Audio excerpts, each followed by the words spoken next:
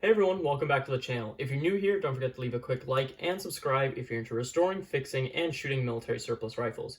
As you saw in the intro, I was recently able to retrieve two rifles I've been searching for a while now. These rifles will be the Santa Fe MAS 36, as shown here, and in the back, the Remington Model 552 Speedmaster. I got pretty lucky getting both of these rifles, especially the Santa Fe MAS 36, as it checks off another box on my MAS 36 collection list. I currently have a pre- and post-war MAS 36 in my collection, which I'll show you guys in another video. Now I just need the grenade launcher variant, and hopefully one day I'll be able to pick up the paratrooper version known as the CR39. One cool feature about the Santa Fe MAS 36 that sets it apart from all the other MAS 36 variants is the safety in the back here. MAS 36s don't come with a safety, so that's a pretty cool feature that Santa Fe added.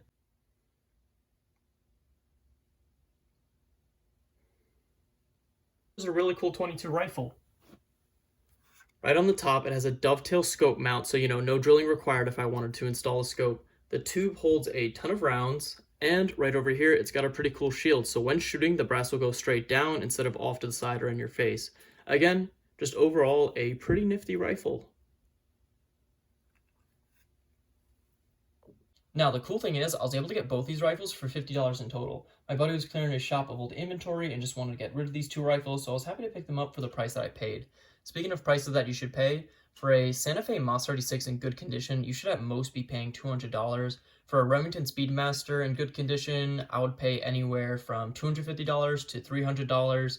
I have seen them on Gunbroker go for like $500 or $600, but personally, I think that's a bit ridiculous, but to each their own. If you want to pay that much, go for it.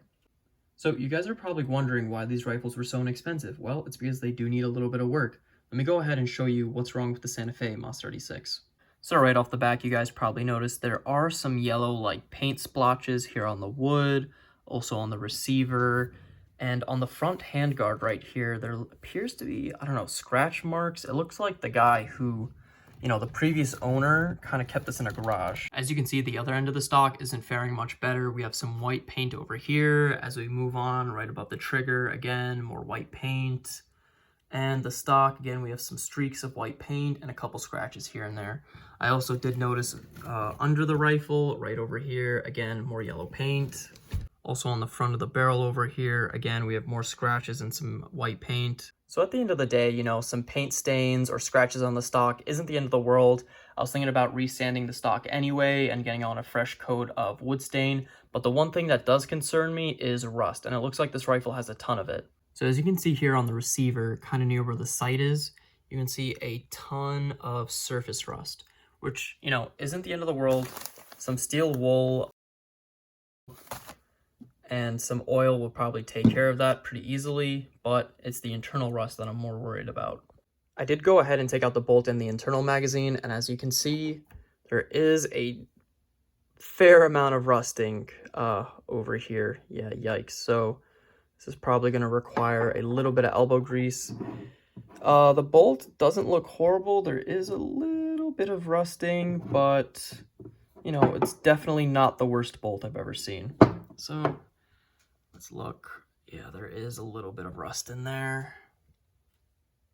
This should be fairly easy to clean out, but again, oh yeah, that's going to need a deep cleaning. All right. Yep. So as you can see in there, it looks like there's also some rusting internally where the trigger mechanism is. So I'm going to go ahead and probably have to disassemble this fully and clean those individual parts, which again, not impossible to do, but it is a bit of a pain. To be honest, I thought it was going to be a lot worse, but this should be fairly easy to fix up. Alright, so sadly the Remington Speedmaster isn't faring much better. The stock looks kind of ugly if I have to be honest. In the back we have a couple of scratches here. As we move on to the receiver, you can see there's a bit of surface rust over here. Internally, it's also a bit dirty, so I'll have to go ahead and clean that.